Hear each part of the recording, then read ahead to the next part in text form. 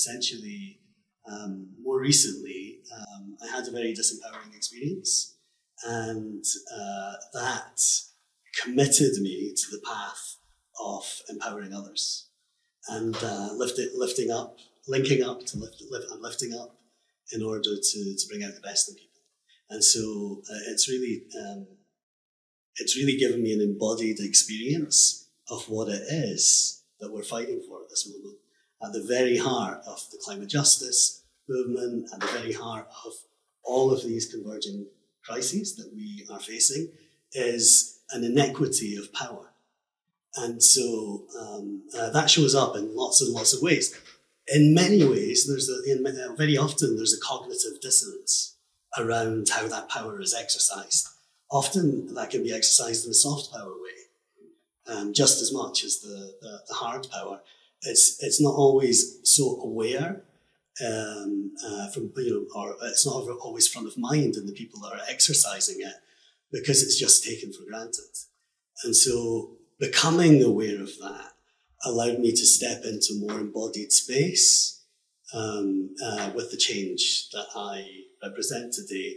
And so in this nascent organisation that I'm now working in with a different group of colleagues, we go to great lengths to empower each other, to invite everybody in the room to bring their whole selves, and always to look to the potential of the people that we're working with so that we can, move forward together. The challenge is that values, in my impression, and also the golden rule, those may be cognitive insights that are precious to have, but they may not resonate with what is our embodied experience. What is it that I enact, often unconsciously? So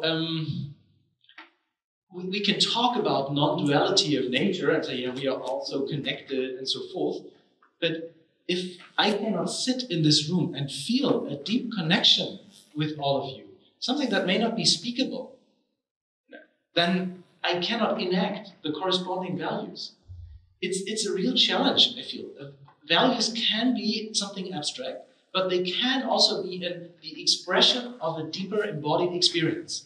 And that's what I'm interested in. And sometimes I witness people holding up the flag for certain values, but what you're enacting in this very moment does not resonate. So I very much care about providing a space where experiences can be made and shared so that the values it's not necessary to talk about the values because they just emerge in the collective action. For me, I think it is really important that, so for example, if you think about a group of colleagues or a workplace, it's really hard across a staff group, especially for more junior staff members, to speak up and bring their values to the workplace and live by those values in their job, because they don't always see it modelled in a brave way by leaders. Absolutely. And that doesn't have to be, I don't think, as radical or as extreme as we think it does, but it has to be authentic. It has to be beyond these are our values document, in my view.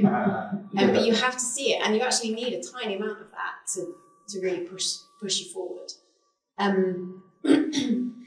Yeah, that would be my contribution. You need to see it modelled, I guess.